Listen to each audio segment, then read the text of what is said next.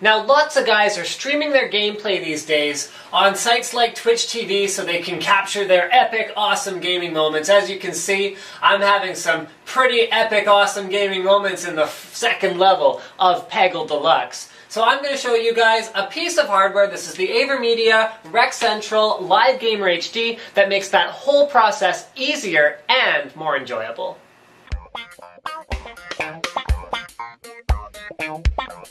Now, there are a lot of options in terms of capturing gameplay and streaming it online. For one thing, you can use XSplit software in order to actually capture the gameplay that you are currently playing, and then it writes it to a file on your computer somewhere. The problem with that is that you end up with very high CPU usage because you're capturing probably from a webcam, you're capturing from the game itself, and then you're compressing that footage on the fly to keep the file sizes from becoming astronomical. Speaking of astronomical file sizes, you also have the option of using an uncompressed HDMI capture card such as a Blackmagic Intensity Pro. I actually have a couple of those as well, which I spent some time comparing how they work compared to the Live Gamer HD. Now, the problem with that solution is that while it's not particularly CPU demanding, you end up with enormous file sizes, multiple gigs for just a few minutes of footage, something that's not that easy to get around. The Live Gamer HD solves both of these problems by adding an onboard processor.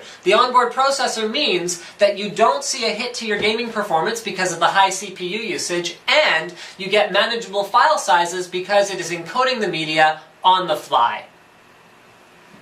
The physical setup is a total piece of cake, especially because the card comes with all the adapters you need. So whether you're using HDMI, which is what I'm using right now, where I have an HDMI cable running from my graphics card into the capture card, out from the capture card to my TV. Remember, HDMI carries audio, no problem. Or whether you're using DVI, it comes with everything that you could possibly need. So if you have a DVI monitor, the process is a little bit more complicated with some adapters, but Avermedia includes everything you need. So all you have to do is use the DVI to HDMI adapter, use the included HDMI cable then to plug your graphics card into the Avermedia Live Gamer HD. Then you've got an HDMI to DVI adapter that goes into the output of the Live Gamer HD and then out to your display device. Now, one more step is that you may need to plug in the audio cable if your graphics card doesn't support audio signals over DVI.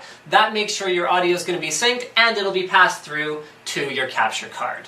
Now, there's one more advantage I didn't mention last time, and that is resolutions. Now, not everyone can stream up at 1080p because it's very bandwidth dependent and you don't want to tank your internet connection when you're trying to play a game. So, the Avermedia Live Gamer HD gives you the option to play on your screen in 1080p, but actually stream in 720. This is only possible because of that on-the-fly media encoding that other cards are not capable of doing.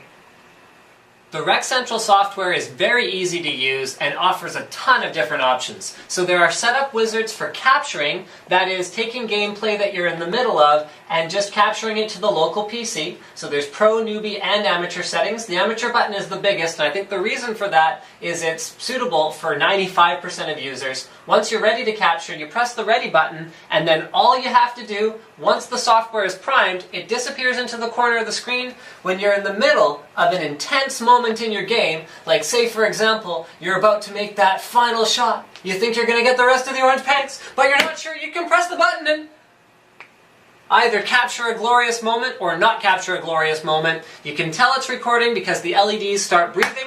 You just turn it off like that and immediately you can see that opening up Rec Central, we go to the video folder and bam! We can watch our video file in full quality, the same quality that we were playing in, slightly compressed using H.264. We also end up with much smaller file sizes than you're used to if you're using traditional uncompressed capture. Now, the other thing that it's great for is streaming. So you can link your Twitch TV account very easily just by signing into Twitch from here, and you can make all the same option changes that you'd want to. Now, this is a solution I didn't talk about before, and while you can use the Live Gamer HD for this, you don't have to because your CPU utilization is so low with it that it totally doesn't matter. But you can either capture from the current PC, a different PC, or the game console. You can set it up all these different ways. You go through your options here, so video source can be HDMI, DVI, component, D-sub, audio source can be HDMI, or you can use that pass-through that I showed you guys before in the setup process. You can change your video settings, your bit rate, all that good stuff. Oh, and yes, this capture card is pretty unique in that it can capture 1080p 30 FPS. There's only a couple capture cards on the market that can do that. So then you go, you set up your hotkey, and you can obviously use the hot button for that, and you are ready. Alright, so that's good, that's cool, that'll stream your gameplay to your Twitch channel, but what about using something like XSplit? If you want to have, you know that thing that most of the streamers are doing with their webcam feed in the corner and their game in the middle? The Live Gamer HD is fully integrated and completely ready for Twitch, for XSplit rather, and I'll show you guys that setup process in a moment. XSplit takes a little while to launch. Now, if you guys didn't already know, I think XSplit's awesome. So XSplit can be used to choose whether or not you're recording. So what we're going to do is we're going to prime our Rec Central. Then we're going to add a camera source, Avermedia HD Capture, and boom, it is that simple. Then you can add any other sources, whether it's image files or whatever else you want. You can overlay your webcam, and you are ready to go as soon as you click broadcast, and you can either do local recordings or broadcast to an online service such as Justin or Twitch.tv using XSplit itself. There's a free version of XSplit, and the only real difference, well, the main real difference, you can't have as many scenes and stuff, is the fact that it uses a lower grade audio codec on the free version. Now, I know that setup guide was pretty simplistic, but honestly, it's actually that easy. So don't worry about it, guys. It's really, really straightforward. The one thing you might have to fool around with a little bit in the settings is your resolution. Make sure it's set correctly.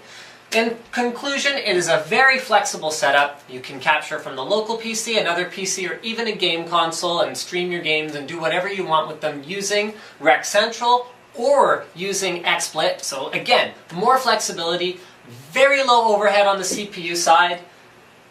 You get better game performance. Check this out. I'm capturing right now. I'm capturing my desktop. I can move things around. My CPU usage is at around 30%, which means if I was playing a game in the background, I would have 70% of my CPU left.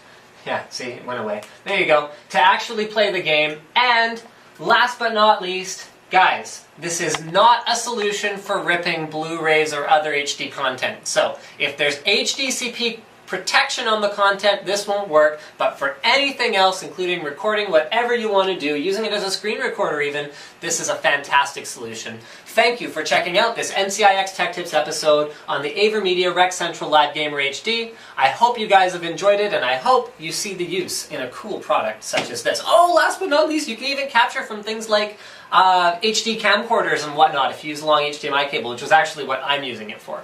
And it works really, really well. Highly compatible and doesn't cause blue screens like the Blackmagic Intensity Pros that I also have in there.